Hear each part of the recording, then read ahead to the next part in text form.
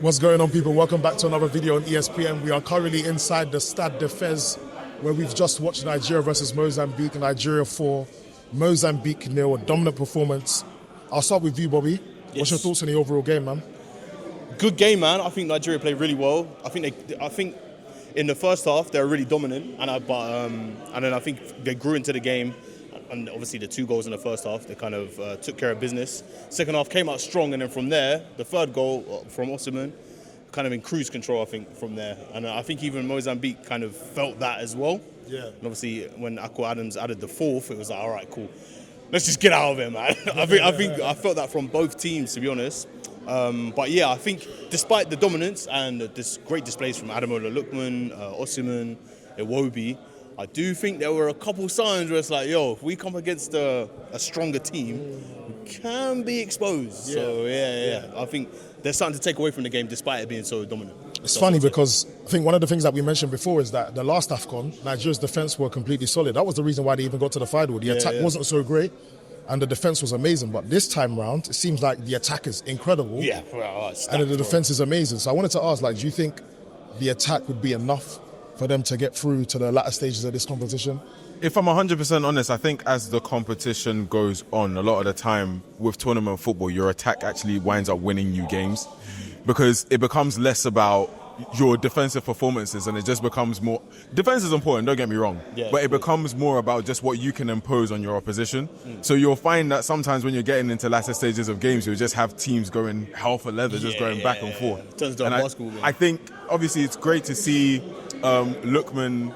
The most amazing thing is we had a stat go out on ESPN Africa earlier that all 3 of the Nigeria attackers, Lookman, Adams and Victor Osimhen, were involved in all 4 goals. So they assisted for each other and obviously scored as well. They did. You had a game where Nigeria's attack imposed themselves. And I think the 3 of them, especially given the momentum that they've now built, it's going to be so important for them going into the next stage. Of course, like Algeria or who they play? Algeria and Congo. Yeah. Congo. So between Algeria and Congo, whoever that they get, that attack is going to be absolutely key for them if they're to move on. For real. It's an interesting one because Nigeria's obviously been playing really well, scoring loads of goals.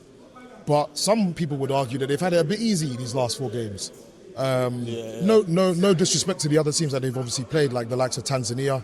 You know, they haven't won an AFCON game their entire history. They didn't win an AFCON game this time round, even though they did make it through to the last 16. You know, then they went and played Tunisia, who we thought might have been a bigger challenge for them, but Nigeria just ran past them. It didn't seem like Tunisia even turned up in a way that people expected them to. They then played Uganda and now Mozambique. And it just seems Uganda as well. Second string, exactly. B team against Uganda. So it kind of just seemed like maybe Nigeria are yet to play a team at their level. So I think going into that quarterfinal game, whether it's Algeria, whether it's DR Congo, who obviously knocked them out of the World Cup playoffs, that is going to be a very interesting point because I think if they get through that round, then I feel like we have to take them seriously. Yeah. As in take Congo seriously? Take Nigeria seriously. Oh, yeah, of course. I feel as if... I feel it's like a mental hurdle as well. If they get over that game, they're going to be like, we buried that burden. Because even I remember, obviously, DR Congo knocked them out of the World Cup players, but also Algeria beat Nigeria in the 2019 AFCON semi-final. Mahrez's last-minute free kick. So it's almost like, regardless of who they play, it's almost like there is some sort of hurdle they need to get over. Do you think that Nigeria can play either of those 2 teams and maybe come away with a win? I think Algeria is going to be the bigger test for them. Even though obviously they've gone up against Congo for the World Cup qualifiers and didn't get through, I think Algeria is going to be the bigger test for them because when you look at form, the 2 teams are very similar. Algeria and Nigeria are the only 2 teams to record wins across all group stage games. So Algeria is definitely going to be the team that's going to be on their level. Now, whether or not they can get past Algeria, it will be another question altogether. But again, one thing that I've said with Nigeria, and it pains me to say it as a Ghanaian, but one thing that I've said is just that the level of individual brilliance that they have like strung along in this team, you've got that kind of firepower that can just bail you out of situations. So if they were to go up against Algeria and they were to get into a position where Algeria were firing and, you know, the attackers were doing the business, I genuinely feel like Nigeria have enough to fire back. Yeah. I mean, to be fair, like, I feel like, I know that I mentioned that if they get past the quarterfinals, then we have to take them seriously. But there's no easy game at AFCON at the end of the day. No, there's not, I think even if you're playing the quote-unquote smaller football nations, the fact that you're getting 3 goals, 4 goals against them, that's big. It's not easy. Not all teams will do it. Yeah, there's some big nations at this competition so far that maybe haven't impressed as much so far, but Nigeria seem to be doing the job. They seem to be building momentum, and I think they're starting to they clicked, bro. Amongst a lot of fans, Yeah.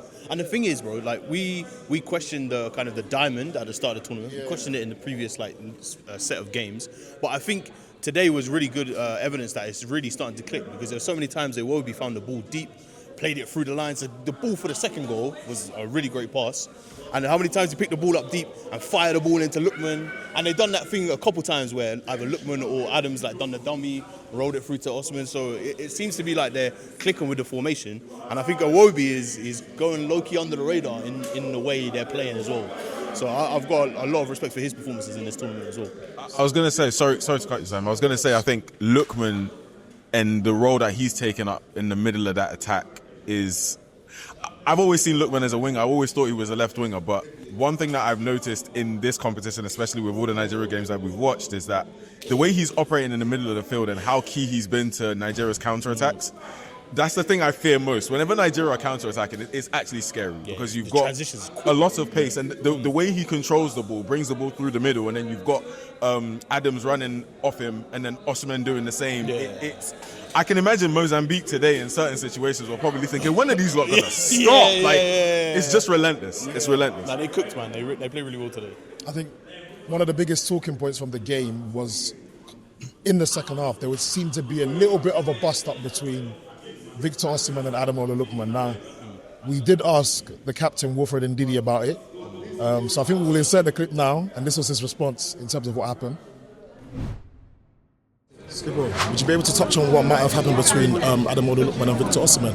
Oh no, it was just a competitive mindset. You know, we wanted more. We agreed. We want more goals. So that moment, it was just we wanted more. You know, when 2 people wanted more.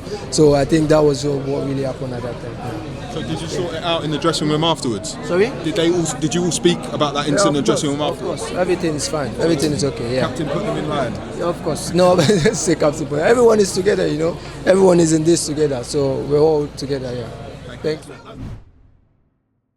you. But to be fair, I mean, I think it's good to see that there's a little bit of competition in the team. Yeah, like bro, Nigeria's attack has just always been so dominant. Like regardless of whether you think they're on form or they're not on form, when you look at the names in the attack, there always seems to be at least 3 players that are that you'll rate quite highly. So it's good to see there's competition in the team, and I think it's only healthy, to be fair, as long as they're resolving it in the dressing room, etc., and doesn't go past the game, etc.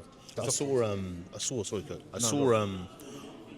when Osimhen, when that passage of play where he didn't get the pass. Yes. I feel like from that moment he was like, I've had enough. He was like, all right, cool, say no more. And then I think he made the signal. Yeah. And then, but like you said, innit, it's just, I guess it's just that competitive nature. He was on a hat trick, innit, I guess. Yeah. So I guess he wanted to make that bit of history, but I was just going to say, game, man. I feel like light tiffs are part of sport. Like a lot of the time, sometimes I feel like we as fans make more of them than what they actually are. Like you have to understand that when you're going into any competition and you're playing any level of sport, there's jeopardy and there's like a level of competitiveness, as you've mentioned. And with competitiveness comes a little bit of edge. People are gonna, maybe someone might do something that someone doesn't agree with, and they might just have a little tiff. Like it happens. But I know sometimes as fans, I know I'd probably be the one bringing it in, like, oh, what's going on there? But like it does happen. Like in sport, it's not rare. It actually happens quite often. no, 100%. Well, moving on from today's game, obviously the Super Eagles will have eyes on tomorrow's game or against Algeria and DR Congo. Obviously, we're going to be able to see who they're going to play in the quarterfinals. So stay tuned for that one. We will be in Rabat for that game, getting all the coverage. So make sure you're following us on socials. Make sure you subscribe to our YouTube channel. We are going to be everywhere for the remainder of the tournament. So stay with us.